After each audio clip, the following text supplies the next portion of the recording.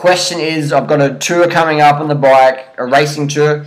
I've been training hard the whole year. Do you have any tips, training-based tips leading into the last 2 weeks before this race tour? And obviously dietary, eat a lot of fruit, but I drink beetroot juice and have banana and date smoothies. But I do eat some meats and green curries.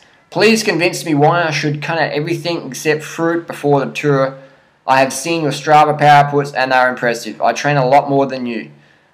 Could your results also be physiological, not dietary?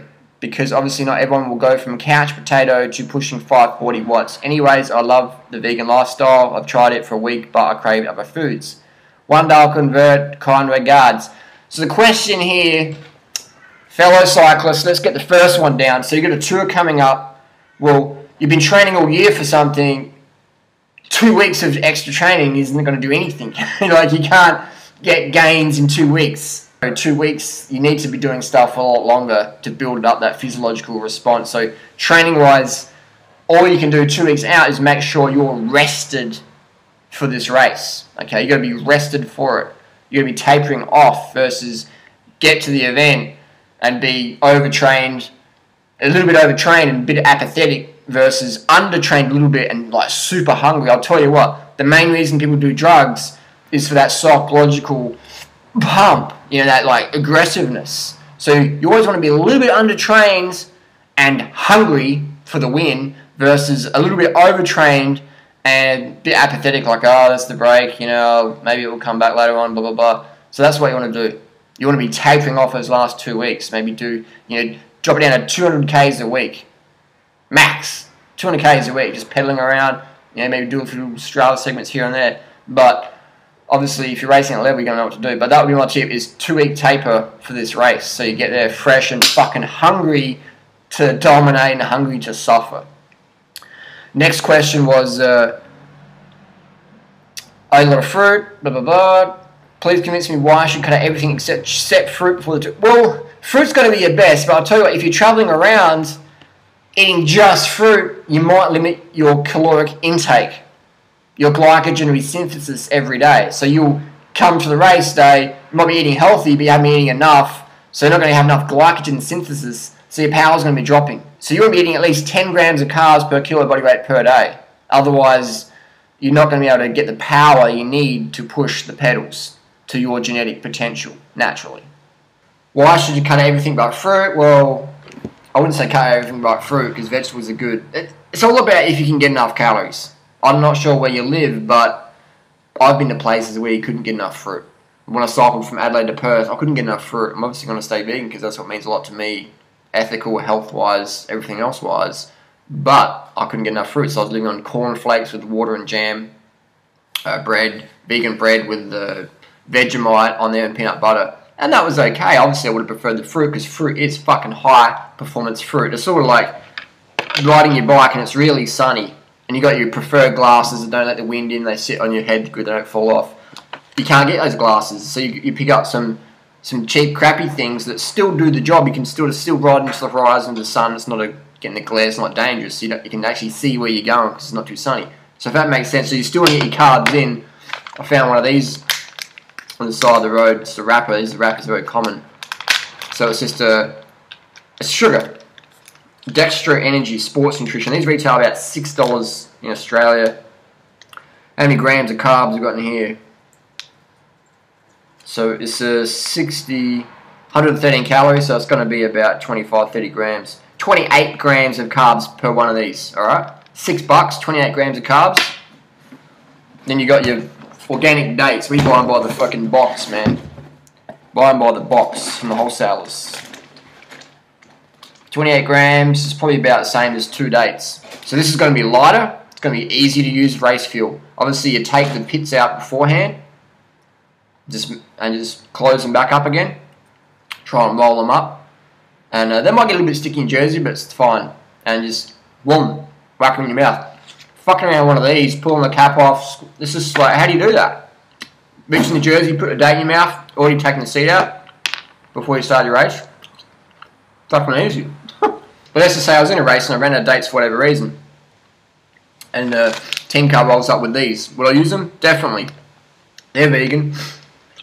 They're vegan. But I'm going to prefer real food. You need sugar. There's no getting around it. There's no getting around it. You need sugar. You need a fructose lot of sugar every day. A fuckload of sugar every day. That's what you need. Fructose, glucose, sugars. You need sugar. No sugar, no power. No power. Doesn't matter about protein and fat. You take carbohydrates out of a bodybuilder's diet, they're weak as piss. All the steroids, all the protein powders, creatine, all that shit. Take the carbs out, dead. Take carbohydrates, have a cyclist diet. Look what happened to Lance or Contador when they ran out of sugar on one of the big stages and climbs.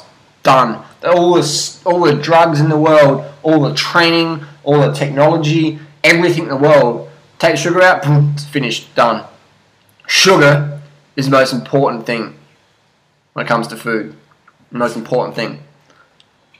So you can cut everything out. But if you don't get enough calories, enough carbohydrate calories, you're shagged. You're shagged.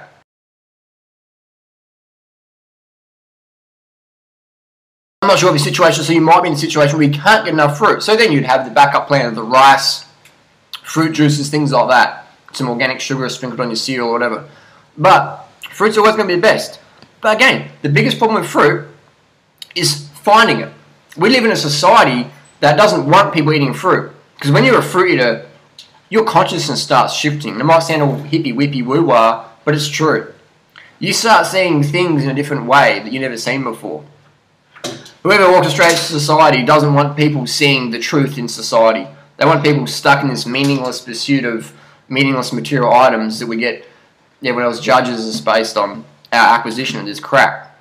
What car do you drive? What's your postcode? Is that Rolex this year's model or is it 2 years old? Just meaningless crap like that. That's what people will get conditioned into. I've seen it, man. I've seen the most material people get into the raw food lifestyle and just start just downsizing. Hang on, this gold watch doesn't mean fucking anything. I worked my ass off to get this piece of crap. People learn quickly. So, but getting back to the question, it's all about carbohydrates. It's all about carbohydrates. Why can I put out so many watts with so little training? I'm not putting out 540, by the way.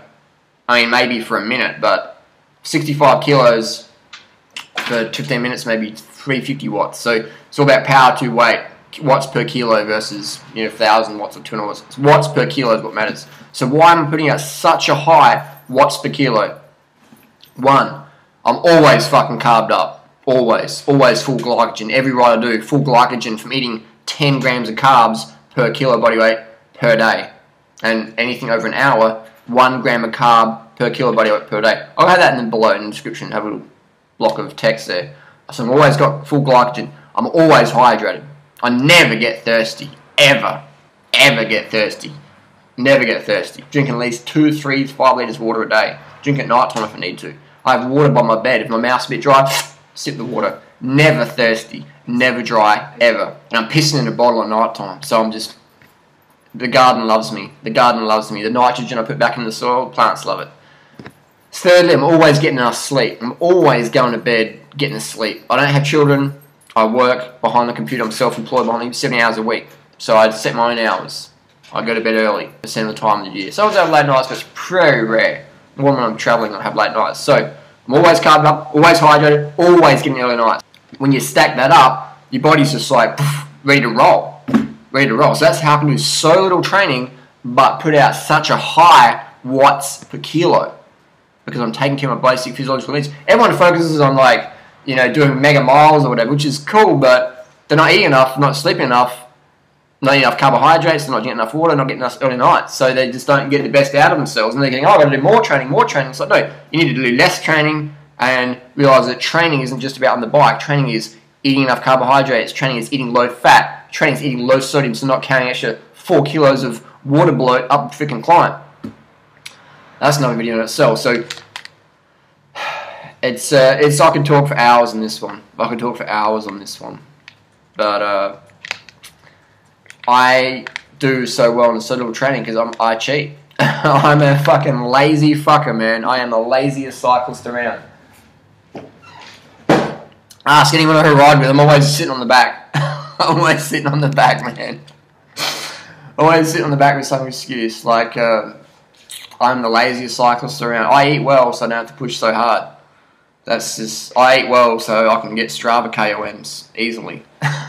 But if I was like a junior, man, and you know, I'm not talented, man. When I was 17, I'd catch the bus versus ride my bike to school. People go, oh, it must have been a far distance. It was only about 1.5 kilometres from my house to my school. So when I was 17, I was catching the bus. I'm training with kids who are 17 who are fucking smashing it. Who are smashing it right now. So I definitely didn't have a talent at all. I just cheat in terms of eating well, getting the early nights, staying hydrated. And all my Strava KOMs, non-caffeine assisted. Non-caffeine assisted. So I haven't had a cup of coffee since 1999. I'm not saying it's a bad thing, but it's definitely bad for your health.